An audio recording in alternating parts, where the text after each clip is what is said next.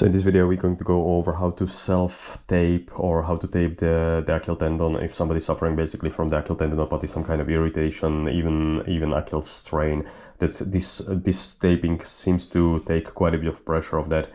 So I usually use rock tape just because it tends to kind of stick longer. For feet, ideally you would be using the rock tape H2O, which is kind of meant to be used almost like under the water or in more humid conditions, which feet can be sweaty. The back of the rock tape is basically like any kinesio tape. There are basically some squares, so you can count the squares. So you need squares, kind of 2 squares, 3 squares, and 5. The edge you can usually round, so it tends to hold a little bit longer. The idea of the tape is basically the tape is going to limit the dorsiflexion, so this kind of movement over here. So what you are going to do is place the foot kind of into 90 degrees or slightly below, so almost like this would be 90, and you would be just bringing it kind of maybe 5 degrees into plantar flexion, so into this movement. Okay, the first strip you are kind of cutting the half of the first square. You are putting it just behind the heel, so this is the heel bone, so just slightly on the pad over here. Then you're just going to peel it over here. That can be sometimes a little bit tricky, and again you are leaving kind of the half square just over here. Then make sure that basically that foot is in the position you want it, almost like tension it 100%, and just put it on. And then the last piece of the tape, there is basically no tension whatsoever. Okay, you're going to just take the back of the tape, kind of rub it on. That will help to activate the glue, or so they say, but it makes it basically stick much better. Okay, the second strip is going to be then this one, which is the 5-piece, again rounded edges.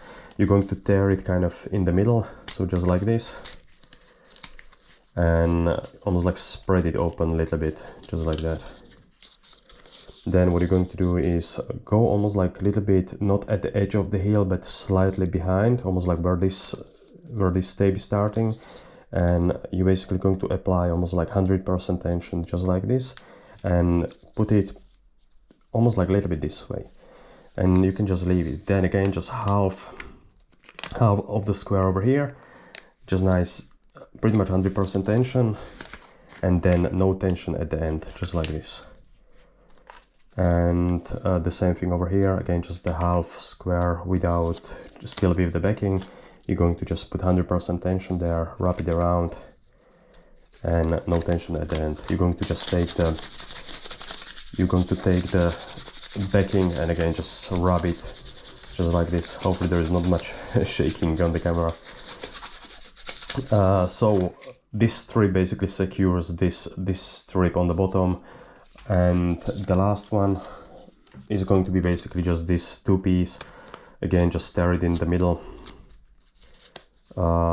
small piece, same like maybe like half of the square without the backing. You just hold it like this in this position, and you're going to just go over pretty much the edges, but usually I go over wherever the swelling is, so 100% tension.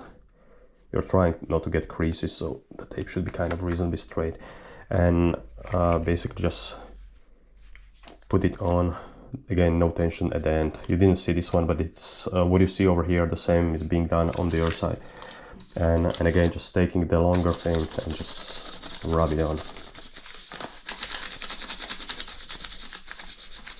Super simple. So with this one, it doesn't seem like it's going to be doing much, but what this tape is going to do is because you kind of lock that ankle into kind of 90 degrees and over here, and you put 100% tension. When you are going forward, you're going to feel increased tension on the skin. We have a lot of nerve endings, basically sensory endings. So when we feel that pull, we tend to not to go there because it doesn't feel very comfortable. So we are like, when you feel that pull, it's going to almost like tell your muscle, tell your brain to activate the soleus, the gas tract, basically to push off that, and not to kind of let it just flap and put all of the stress on the tendon. So again, just by stimulating kind of that skin pull, you're just going to get almost like you're going to get the reminder. Is like, okay, don't go there. This might help to unload basically the Achill tendon. I could go over the explanation a little bit longer. The most important is for people who are suffering with this, it helps them to unload it. So we get a little bit of chance to then load it with the exercises, focusing on the hips, on the foot, on the big toe. There are many things which can be done for this condition.